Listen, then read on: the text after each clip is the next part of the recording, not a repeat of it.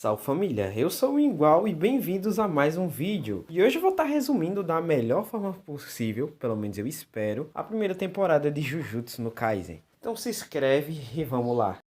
O anime já começa com o nosso prota que se chama Yuji Itadori e também com o melhor personagem dessa obra, falo mesmo, chamado de Satoru Gojo. Então vemos que o Itadori está preso e logo o Gojo fala que ele vai ser executado.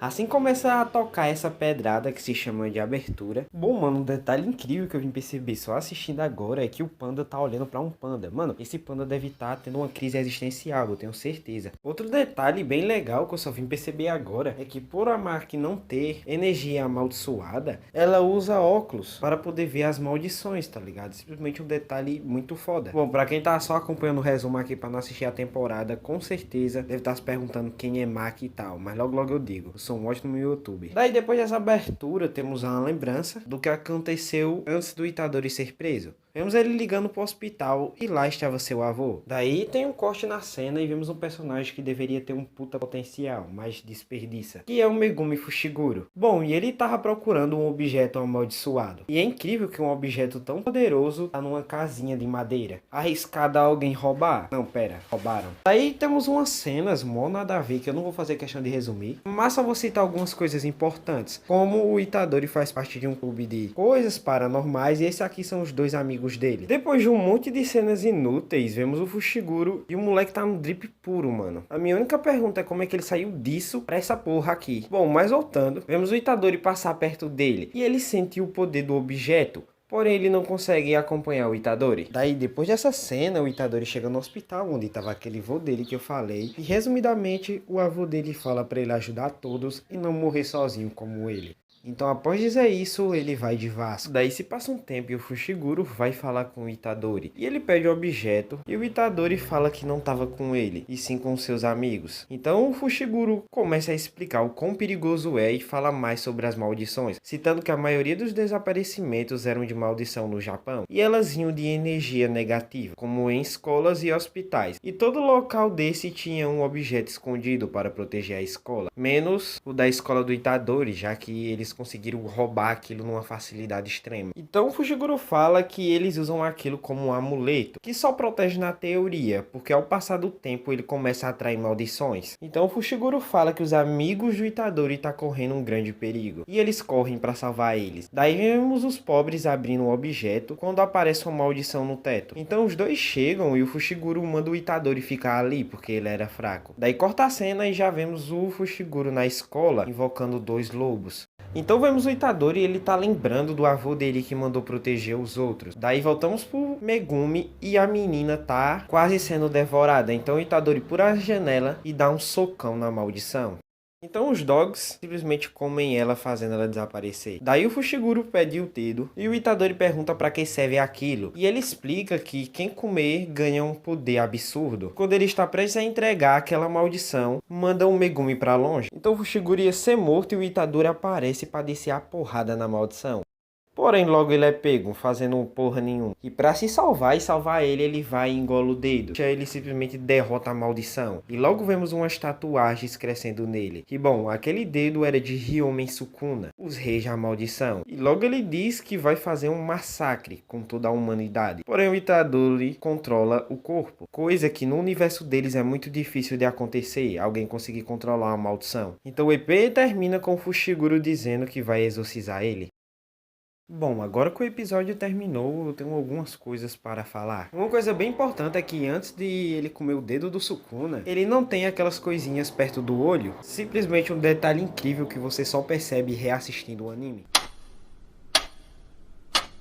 Bom, o segundo episódio já começa com Itadori simplesmente tomando de corpo e não deixando o Sukuna controlar. Então ele chama o Megumi pro hospital, porém o Megumi não quer papo porque ele pensava que o Sukuna estava controlando ele. Só que daí aparece o melhor personagem da obra, falo mesmo mais uma vez. Daí ele pergunta sobre o objeto amaldiçoado e o Itadori fala que comeu. E o cara faz simplesmente essa cara aqui, a melhor animação de todas. Então ele se aproxima do jeito bem questionável, mas é o Satoru, então tá de boa. Então ele manda simplesmente a braba. Ele pede pro Itadori trocar por Sukuna, pelo amor de Deus. O Sukuna por 10 segundos. Então assim que ele troca, o bicho já vem puto. E bom, acontece uma das famosas cenas que eu acho que todo mundo que é fã dessa obra se arrepiou.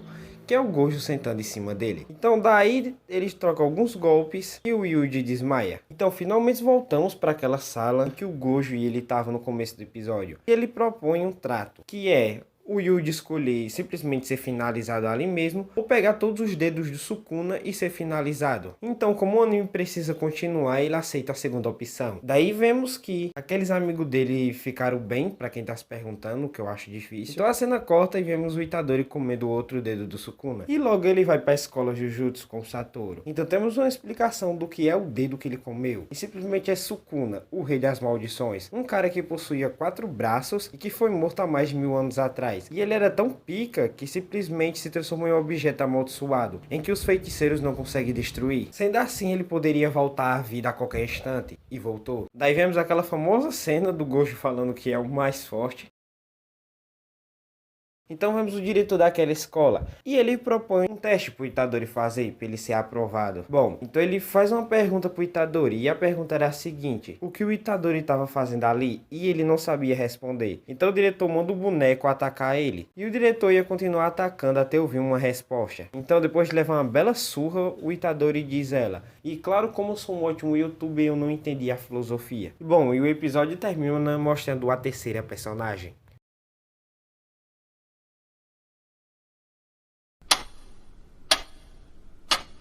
Tá, o episódio já começa com eles indo buscar a nova personagem. E o nome dela é Nobara Kukisaki. E logo eles vão caçar uma maldição. Porém o Yuji não sabia usar Jujutsu ainda. Aí o Satoru entrega uma espada bem louca pra ele. E logo eles vão. O Yuji primeiro encontra a maldição comum. E logo ele elimina ela. Daí vemos a Nobara e ela com seu martelo em prego. Uma ótima arma por sinal. E ela logo exercita a segunda. Após isso eles encontram um menino. Que logo é pego por uma maldição inteligente. Que usa ele como refém.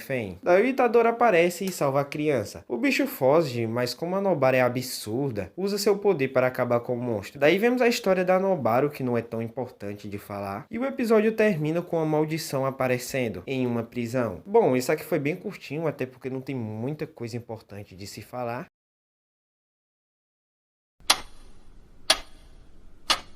E o episódio 4 já começa com eles naquela prisão do último episódio. Daí esse cara de óculos começa a explicar que essa maldição é de nível especial. E, resumidamente, ela é muito poderosa. E para enfrentar ela precisaria do Gojo. Porém, como o Gojo viajou a trabalho, guardem essa informação porque mais pra frente ela vai ser meio que importante. E logo o trio bagunça vai. E o Quatro Olhos já desce uma cortina.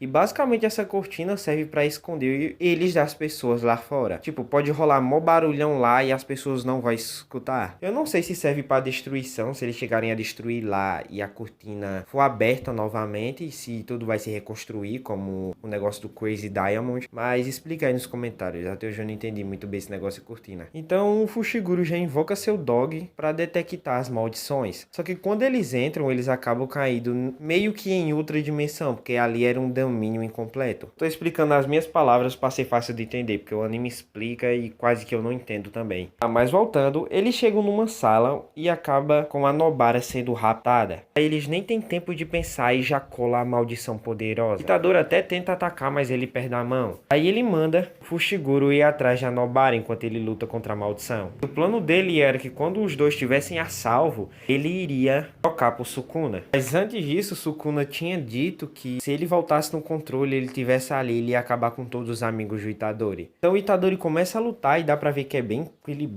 Enquanto a maldição bate, o Itadori apanha, mas apanha muito. E bom, e por outro lado, vemos o Fushiguro resgatando a Nobara. E a habilidade dele, como podemos ver aqui, é de invocar vários Shinigamis de sombras, pena que ele não sabe usar. Aí ele dá o sinal pro Itadori, que sem tempo já bota o Sukuna pra fora, e como o cara é pura maldade, ele simplesmente chama a maldição pra ir atrás de Fushiguro pra dar uma lição neles. Porém a maldição escolhe a pior coisa possível, que é tentar atacar o Sukuna. Então o Sukuna regenera a mão e os dedos do Itadori, que ele tinha perdido na outra luta.